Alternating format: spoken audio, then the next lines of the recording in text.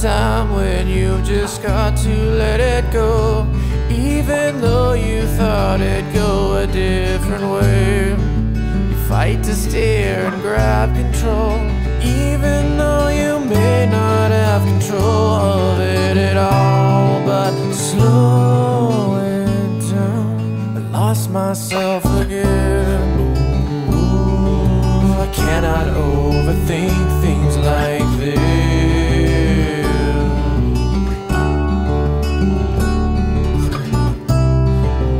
Ooh, caught in time, one time, yeah.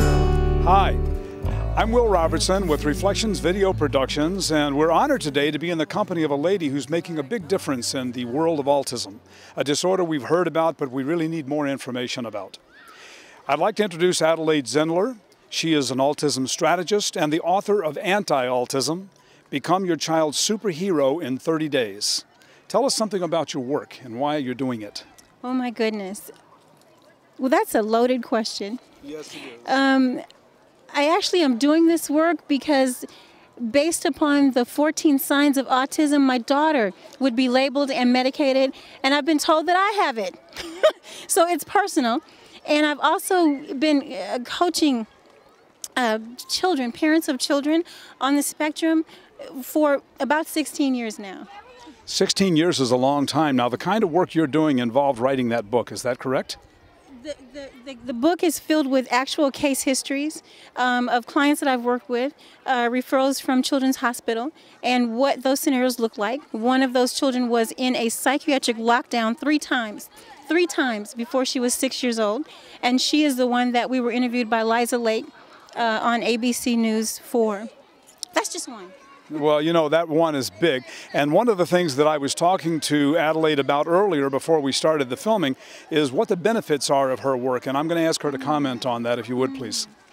Absolutely. I want to kind of preface that answer with, if you look up, if you've had popcorn, if you've been to a movie, if you've been to a place like this with a whole mall of museums, what you in essence done is fixated or fantasize, taking yourself away from the reality that you might be used to come and experience something new. That, according to Merriam-Webster, 1961, is called autism. So every time we eat popcorn or go to a movie or watch the internet to get away from it all, we are activating our autistic personality type. Understand. And so where I'm going with that is we are medicating and labeling the next generation of geniuses. And that's really the core of why I am anti-autism in that book.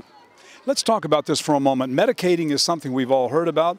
I won't quote the drugs, but I understand that they are what they call a treatment option for these diagnostic conditions.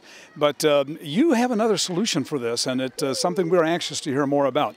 If you put me at a desk and you ask me to, crinkle this paper 50,000 times a day, 40 hours a week, for a lifetime, I'm going to drive you and everybody crazy. What we're in essence asking our children to do is, at their full-time desk jobs, that is, in preschool, we're asking them to cooperate with us in the way that we want to see this particular thing folded. And we want to do that with them all day long. And we want to do that with them in a classroom of at least 20 deep with a teacher and an aide. Now, how many children would you be comfortable having as a dad?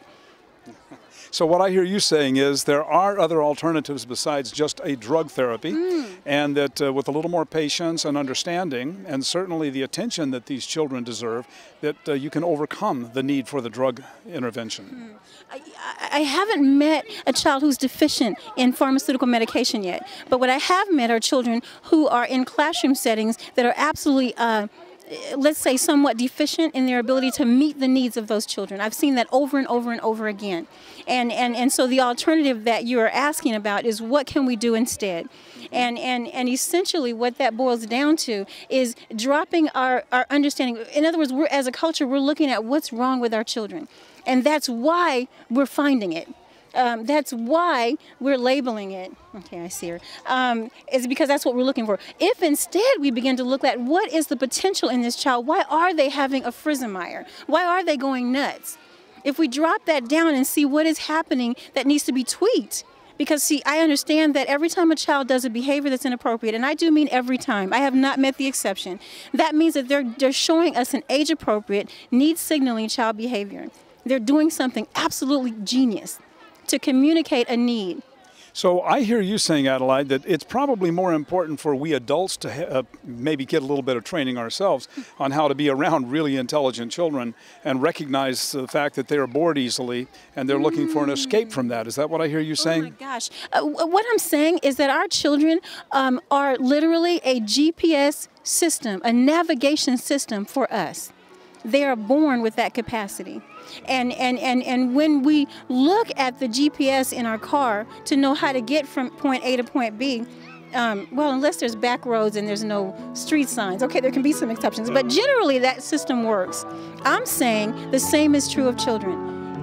In other words, if we look at them with the understanding that they are God-given, they didn't just happen, right? There's a design plan there.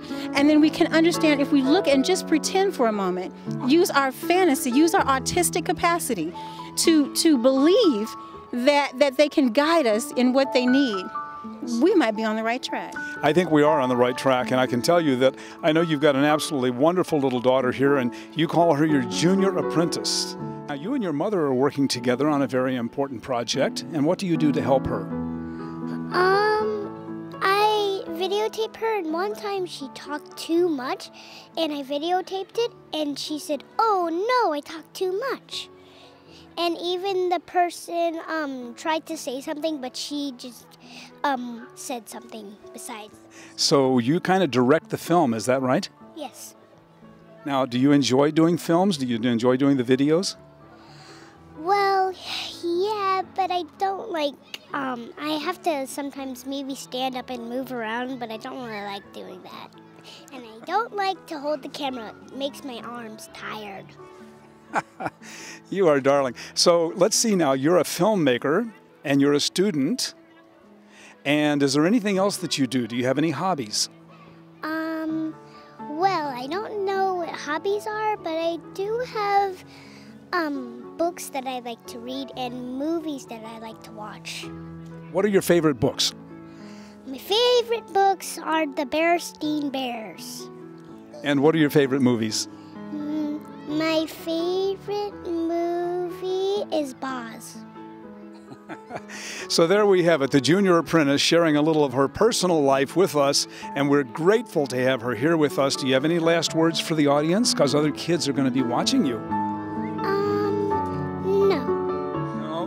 No? Okay, well then we're going to wrap it. I'm Will Robertson with Reflection Video Productions, and it's been my distinct honor to be with this lovely little lady and discuss the junior apprentice role with her mother's important work.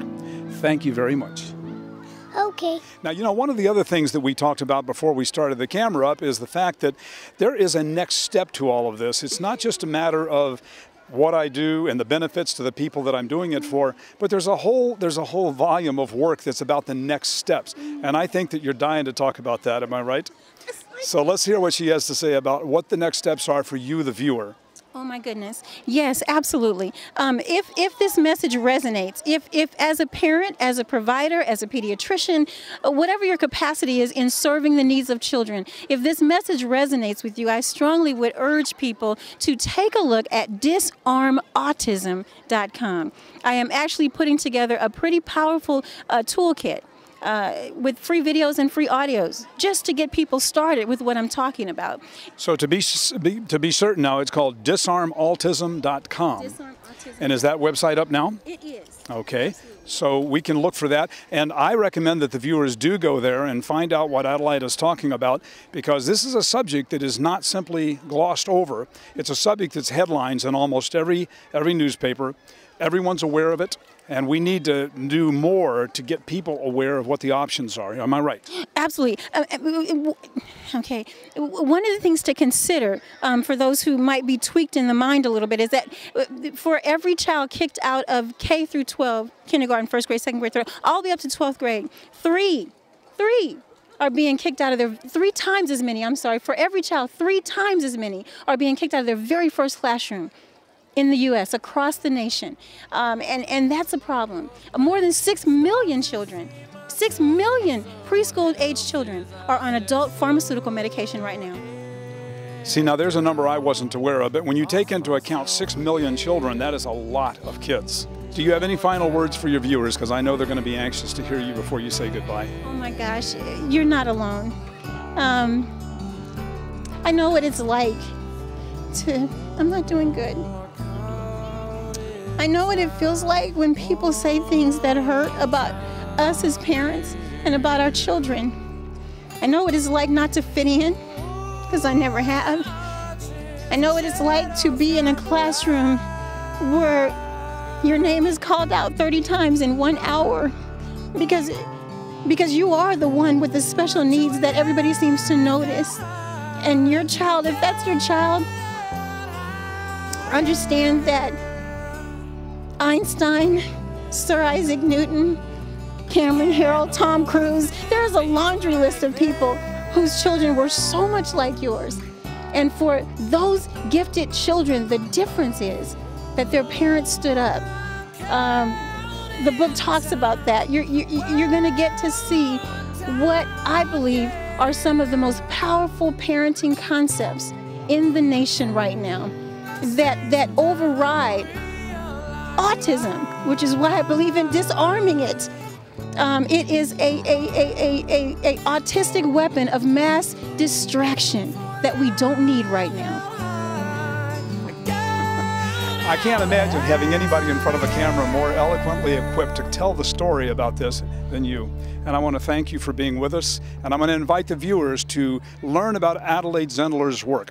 And again, I'm going to repeat her book. It is called Anti-Autism: Become Your Child's Superhero in 30 Days. It's due out, we hope, Valentine's Day in 2011.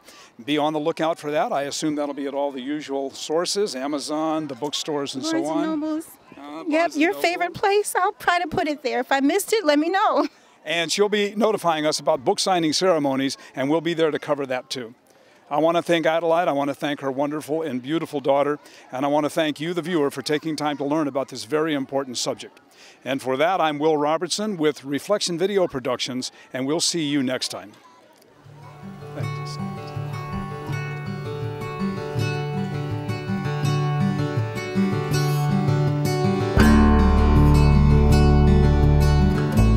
Comes a time when you've just got to let it go, even though you thought it'd go a different way. You fight to steer and grab control, even though you may not have control of it at all. But slowing down, I lost myself again. Ooh, I cannot overthink things like this.